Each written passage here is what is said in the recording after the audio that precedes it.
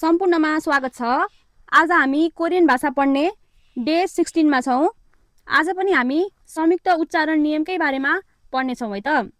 जस अन्तर्गत आज हामी कुनै पनि शब्दको तल फाचिममा ग ब द आए लगत्तै माथिपट्टि ब आउँछ भने बको उच्चारण प भनेर गरिन्छ भनेर पढ्छौं है त। आज हामी के पढ्छौं त?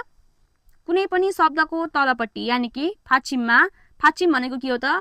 कुनै पनि शब्दको तलपट्टि झुन्डिएर आउने कन्सोनेन्ट साउन्डलाई फाचिम भनिन्छ है। फाचिममा ग ब द आए लगत्तै माथि ब आउँदा बको उच्चारण प भनेर गरिन्छ है। फाचिममा ग ब द आए लगत्तै त्यस पछाडि ब आउँछ भने बको उच्चारण के गर्ने त? प भनेर गरिन्छ है त। यहाँनिर इक्जाम्पल हेर्नु त। इक्जाम्पलबाट सिक्नु भयो भने सजिलो पनि हुन्छ। जस्तै इक्जाम्पलको लागि यो के हो त? हा हो नि है। यो हा भयो। हाको तलपट्टि गलाई राख्दा शब्दको तलपट्टि ग आउँदा के हुन्छ त? यसको उच्चारण के हुन्छ त?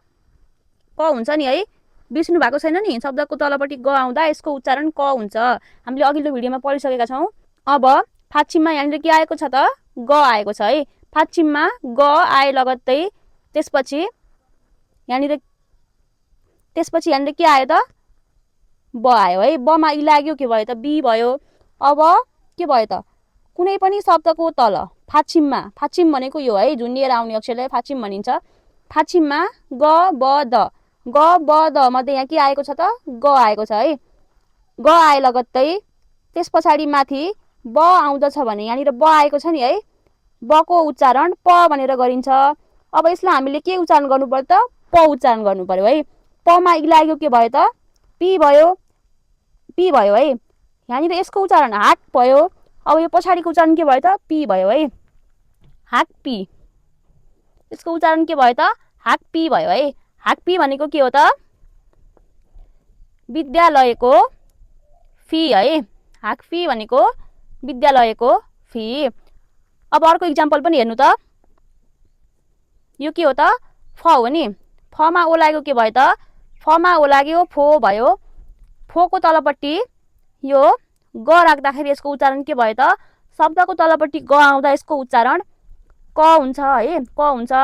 अब यसको पछाडि बालाई राख्यौं। अब फाचिममा ग आए लगत्तै पछाडिपट्टि ब आउँदछ भने बको उच्चारण प भनेर गरिन्छ है। त्यही भएर यसको उच्चारण के गर्नु पर्यो त? फोक पा भनेर गर्नु पर्यो है। पा भनेर गर्नु पर्यो। अब यसको तलपट्टि रलाई राख्दा यसको उच्चारण ल भयो है। के भयो त? फोकपाल है। फोकपाल। यसको उच्चारण के भयो त? फोकपाल। फोकपाल भयो। फोकपाल भनेको विस्फोट। फोकपाल भनेको विस्फोट। विस्फोट भनेको थाहा छ नि? बम विस्फोट हुने है। विस्फोट। अब अर्को इक्जाम्पल पनि हेर्नु त। यो के हो त? स हो है। स मा इ लाग्यो के भयो त? सी भयो। शब्दको तलपट्टि बलाई राख्दा यसको उच्चारण के भयो त? प भयो है। आधा प भयो यो। अब यो के भयो त? ब भयो है। ब मा उ लाग्यो के भयो त? बु भयो। तर कुनै पनि शब्दको तल यानि कि फाचिममा ब आए लगत्तै पछाडिपट्टि पनि ब आउँदा बको उच्चारण के हुन्छ त? प हुन्छ है। त्यही भएर यसलाई हामीले बु भनेर उच्चारण गर्नु मिल्दैन है। पु भनेर उच्चारण गर्नु पर्यो नि है। किनकि फाचिममा ब आए लगत्तै पछाडि पनि ब आउँदा यसको उच्चारण प गरिन्छ। त्यही भएर यसलाई हामीले पु भनेर उच्चारण गर्नु पर्यो है। सिप्पु। सिप्पु। अब यो यसको तलपट्टि नलाई राख्दाखेरि यसको उच्चारण न नै हुन्छ। सिप्पुन भयो है। सिप्पुन भयो। सिप्पुन भनेको के हो त? सिप्पुन भनेको 10 मिनेट है। सिप्पुन भनेको 10 मिनेट भयो। यो पछाडि पनि पढ्छौं हामीले। के भयो त? आजको क्लासमा हजुरहरूले के पढ्नु भयो त? आज हामीले संयुक्त उच्चारण नियमको बारेमा पढेका थियौं। जस अन्तर्गत कुनै पनि शब्दको तलपट्टि फाचिममा ग ब द आए लगत्तै माथि ब आउँछ भने बको उच्चारण प भनेर गरिन्छ है। जस्तै हाक पी। हाक पी भनेको विद्यालयको फी। फोकपाल। फोकपाल भनेको विस्फोट। त्यस्तै गरी सिप्पुन भनेको 10 मिनट है। सिपुन भनेको 10 मिनट। बुझ्नुभयो नि?